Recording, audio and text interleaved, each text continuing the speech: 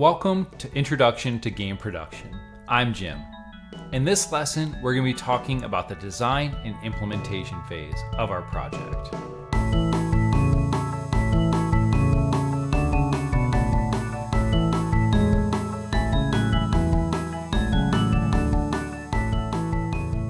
So if you made it this far into the production of your game, congratulations. You're now on to the real work. In the design and implementation phase of the project, we're going to be building out all of the parts of our game, and this is going to take up a majority of the project timeline. And by my estimates, this could take up to half of the overall timeline for the project, or even more depending on your project structure. And because of the amount of work that's being done in this phase, it's really important to keep engaged with the team and keep them communicating and keep them engaged to the objectives of your project.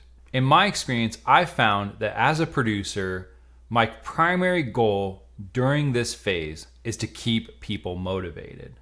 So you should always be looking for ways to engage with the team and keep them going and keep them on task.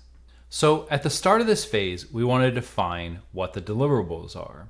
And really, what we're looking for is a prototype of our game. This is often referred to as an alpha prototype, or it could sometimes be referred to as a pilot build. But really, what we're looking for at the end of this phase is a completed version of our project that we could start playing through with our playtesters. So when we're establishing our timeline at the beginning of this phase, you should be asking yourself, how could we ensure that we're going to meet all of the requirements of the project on time and within budget? At the start of the phase, we'll want to define a meeting cadence for our team. So that way it's clearly communicated what meetings they should expect on a weekly or bi-weekly basis, so they can start to add those into their calendar and work around them with their day-to-day schedules. We also want to define some communication guidelines for our team. So how should our team report issues with the project, or bugs that they come across, problems with technology, problems within the team even, and how to resolve conflicts. We also want to make sure that everyone on the team fully understands their responsibilities to the project. By this point, your team is usually fully staffed up, or at least has a lot of the core people available to you. So you want to make sure that everyone on the team understands what they should be working on and what they're responsible for. Now, I hear a lot of times people talk about demos or prototypes, alpha builds, beta builds, pilot builds. All these phrases are thrown around. But one of the things you want to consider is the target audience of what is being distributed. When we talk about alpha prototypes, these are usually prototypes that are going to be distributed internally to your team. So this is going to be sent to QA testers or play testers or other people that are internal to your organization.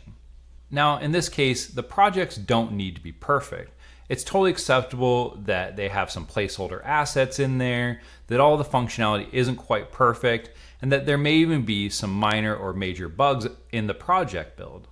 The point of these prototypes is to get feedback from the internal team on what could be improved and how to make the project overall better. Now, unless you have very good relationships with your customers, you typically don't want to distribute these outside of your organization. When we talk about playable demos, these are typically what's going to be distributed externally to your organization.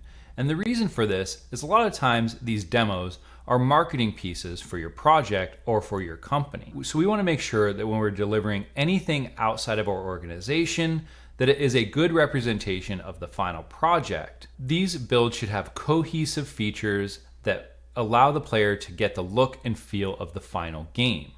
And we also want to be keeping in mind that we want to have regular design review meetings for our team. And this is a time to invite people external to your core team, but are still inside your organization. And it could even include senior leadership from your organization to make sure that the design is on track and with budget, and they're meeting those original vision and goals of the project. Now, when it comes to marketing, by the end of the design and implementation phase, your marketing resources should be mostly complete. So your marketing plan should have all of the information that's required to market your game and your products. You should also have your marketing collateral defined. So how will you communicate your project to the world, what social media presence you're going to have, and what platforms you're going to use for communication to your player base. And in the digital age, it's often that you'll have a community for your game. This could be a Discord or a Reddit forum or even forums on your company website. And what you want to define here is, how do others communicate with your team? What are the guidelines and procedures for people external to your team to communicate to your team? And who manages those communications within your team? Now, on small teams, this may be the producer, it may be someone set aside to do marketing, or on larger teams, you may even have a community manager whose entire role is just to interface with the community and manage those communities. So these are all things that should be buttoned up by the end of the design and implementation phase before you go into the next phase. Now, as I said, the design and implementation phase is going to take up a majority of the project timeline. And as the producer, it's important that you continue to drive your team and motivate them to stay on time and within budget. You'll also be managing the project timeline, and again, you can use whatever project management methods you like, waterfall or agile, or some hybrid in between. But remember that agile is great for rapid and iterative development, and waterfall is better at keeping a view of the overall project. So at this time, I'd like to give you another challenge to pause the video and work on some deliverables for your game. So if you haven't already, at this time, you should define the project management software that you'd like to use for task management. Create your own task list and start to add some basic tasks to your task list. Organize the project management timeline to help you get a view of the overall project timeline. And when you've completed this, I'll see you back for the rest of the video. So during the design implementation phase, you're going to have a majority of the team staffed up, and everyone should be able to start to fall within their roles. But you want to define what the responsibilities of each team member will be. When we talk about the programming team, their primary role is the implementation of the game designs and features. So your design team should be creating major and secondary systems, and also creating on a narrative design if that's applicable to your project. Your art team should be creating art assets and other various things that are needed by the art team. Your QA team should be doing play testing and bug reporting. And as the producer, you're going to be managing the timeline and any meetings within the team. For your marketing team, this is a good time to work on market segmentation and value propositioning. So how does your game fit into the markets, and how will you show the viewers the value that your game brings? And here's just a few tips on how to have a successful design and implementation phase. The first one, and there's a reason it's first, is because communication is the key to your project's success. Teams that communicate well are more likely to be successful, and teams that do not communicate well will have a harder time meeting the project deliverables, timeline, and budget. As the producer, you're going to spend a lot of time keeping the team motivated. So you want to make sure that you're doing regular check-ins with team members and team leads and resolving any conflicts early. Now, throughout the design and implementation phase, you may come across a feature or a system within your game that just isn't quite working. And no matter how hard everyone tries, you just can't get it right. So don't be afraid to cut these features from your game if they're not feeding into the overall vision. Things that aren't working will only slow down the project and make it harder for you to meet the timeline and budget for your game. It's also important that you're allocating some of the team's time to fix bugs as you go. You don't want to get to the end of this phase and have a bug list that's miles long, so it's important to make sure that each person on the team is allocating a little bit of their time to find bugs and fix them as they go. Now, meetings are a key part of communication, but they can also be a double-edged sword. Overuse of meetings as a communication method bogs down the team and causes them to lose focus on the primary objectives. So it's important as a producer to find a good meeting cadence that allows people to communicate and stay engaged without having too many meetings on their schedule to where they can't accomplish their tasks. And as always, the producer needs to be constantly keeping track of scope creep. So constantly checking in with the team, finding things that are expanding beyond the original proposed objectives for the game, ensuring that you're not adding too many features to the game that you can't meet the project timeline.